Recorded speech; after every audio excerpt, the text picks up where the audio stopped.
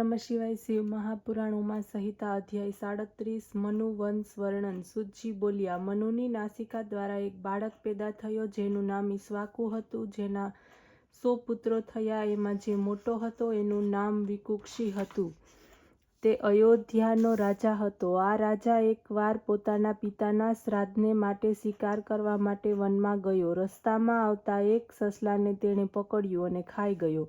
આ કારણથી એનું નામ શશાદ પડ્યું. અયોધનો પુત્ર કુકુત્સ્થ થયો. એનો અરિનામ, અરિનામનો પૃથુ, પૃથુનો વિશ્વરાટ, એનો પ્રજાપતિ.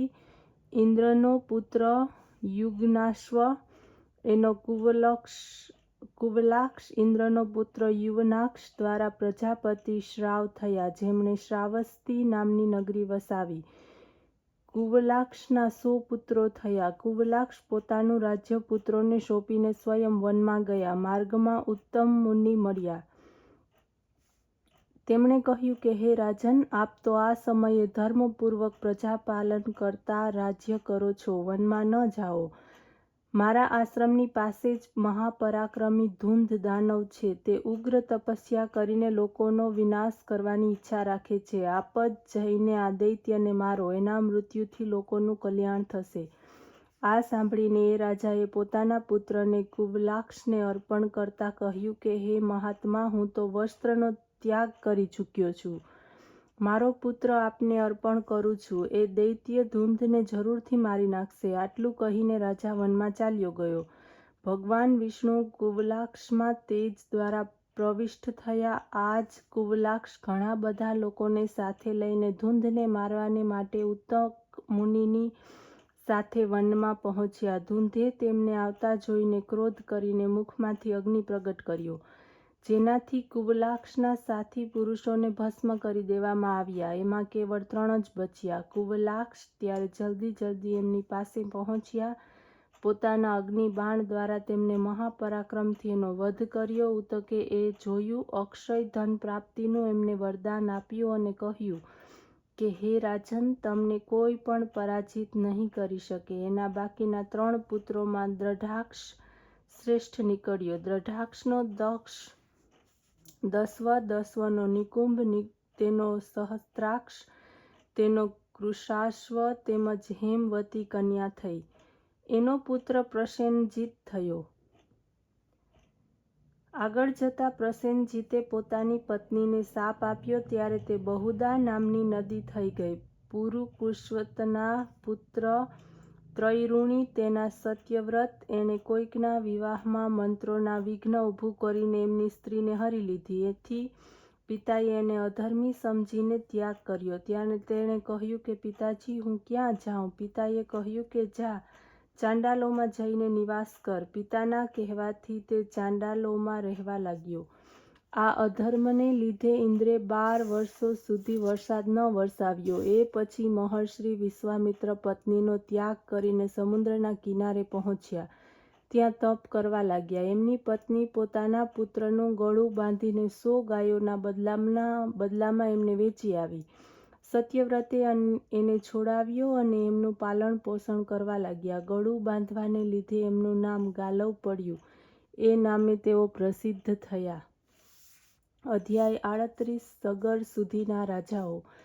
સૂતજી બોલ્યા, ત્યારે સત્યવ્રતને વિશ્વામિત્રના પુત્ર તેમજ પત્નીનું પૂર્ણ ભક્તિ તથા શ્રદ્ધા સાથે પ્રતિજ્ઞાપૂર્વક પાલન પોષણ કર્યું. એક દિવસ તે રાજકુમાર માંસ ન હોવાને લીધે મહર્ષિ વસિષ્ઠની ગાયોમાંથી એકને મારી નાખીને વિશ્વામિત્રના પુત્રની સાથે ભક્ષણ કરી ગયો. આ સાંભળીને વસિષ્ઠને ગુસ્સો આવ્યો અને બોલ્યા કે, તે 3 પાપો કર્યા છે. આ કારણથી તું ત્રિશંકુ થઈ જા. આટલું કહેતા જ તે ત્રિશંકુ થઈ ગયો. એટલામાં વિશ્વામિત્ર તપ કરીને ત્યાં આવ્યા. સત્યવ્રતને પોતાની પત્ની તેમજ પુત્રનું પાલન કરતા જોઈને તેમના ઉપર તે ખૂબ પ્રસન્ન થયા. સત્યવ્રતને એમના પિતાનું રાજ્ય અપાવ્યું. યજ્ઞ કરાવીને દેવતાઓની સામે એમના સ્વર્ગમાં પહોંચાડ્યા. કૈકેયી વંશની સત્યરથા નામની એમની એક સ્ત્રી હતી, જેનાથી રાજા હરિશ્ચંદ્ર ઉત્પન્ન થયા. એમના પુત્ર રોહિત થયા. એમના વૃક એમના બાહુ થયા. આ જ બાહુ રાજાઓ ઓર્વ ઋષિના આશ્રમમાં જઈને તાલ જંઘોથી રક્ષણ મેળવ્યું હતું. એ જ સ્થાને જોર સાથે એમનો પુત્ર ઉત્પન્ન થયો હતો. એથી એનું નામ સગર પડ્યું. સગરે ભાર્ગવ ઋષિની પાસેથી આગ્નેય અસ્ત્રની શિક્ષા મેળવી હતી, જેનાથી હૈહય તેમજ તાલ જંઘાને મારી સમગ્ર પૃથ્વી ઉપર વિજય પ્રાપ્ત કર્યો. એ પછી શકવ, દુદક, પારદ, તગણ, ખશ નામના દેશોમાં ધર્મ સ્થાપના કર્યું. એની કથા આ પ્રમાણેની છે. બાહુ રાજાના સર્વ રાજ્યને હૈહય તેમજ તાલ જંઘાએ અપહરણ કરી લીધું હતું. ત્યારે પોતાની સ્ત્રીને સાથે લઈને બાહુ રાજા વનમાં ચાલ્યો ગયો અને ત્યાં જઈને પ્રાણ ત્યાગી દીધા. એ સમયે પત્ની ગર્ભવતી હતી. એનું નામ યાદવી હતું. તે યાદવી ઓર્વ ઋષિની આજ્ઞાથી એના આશ્રમમાં નિવાસ કરવા લાગી. સદાશિવના ધ્યાનમાં મગ્ન થઈને નિરંતર ઋષિની સેવા કરતી હતી. સમય આવતા તેણે એક મહાબળવાન પુત્ર ઉત્પન્ન કર્યો. એનું નામ સગર હતું. ઓર્વ ઋષિએ એને આગ્નેય યાત્રાનું શિક્ષણ આપ્યું. એને નિપુણ કરી દીધો. આ જ સગરે યજ્ઞશાસ્ત્ર દ્વારા હૈહય તાલ જંઘોનો નાશ કરીને પોતાના પિતા વસિષ્ઠને ચરણે ગયા. મહર્ષિએ એમને અભય વચન આપ્યું. ત્યારે સગર રાજાએ પોતાની પ્રતિજ્ઞા તથા ગુરુવચન સમજીને એને સત્ય કરવાને માટે શકોનું અડધું માથું મુંડાવી દીધું.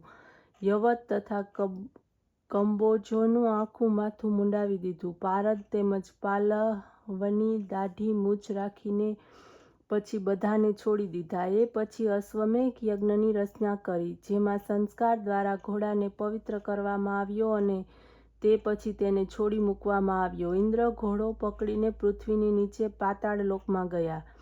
ઘોડાને છુપાવી દીધો. સગરના પુત્રો ઘોડાને શોધતા એ સ્થાનને પણ ખોદ્યું. ખોદતા ખોદતા આદિપુરુષ કપિલના આશ્રમે તેઓ બધા પહોંચ્યા. ત્યાં જઈને તેમણે તો કોલાહલ મચાવી મૂક્યો. જે સાંભળતા જ કપિલે પોતાની તેજસ્વી આંખો ખોલી, જેનાથી અગ્નિ પ્રગટ થયો અને એ અગ્નિને 60,000 સગરના પુત્રોને ભસ્મભૂત કરી નાખ્યા. એમાંથી માત્ર 4 બચ્યા: હર્ષકેતુ, સુકેતુ, ધર્મરથ, સુરવીર અને પંચજન. આ પછી યજ્ઞનો ઘોડો સાગરના કિનારે પહોંચ્યો. ત્યારે સગરે 100 અશ્વમેઘ યજ્ઞો કર્યા. ઓમ નમઃ શિવાય.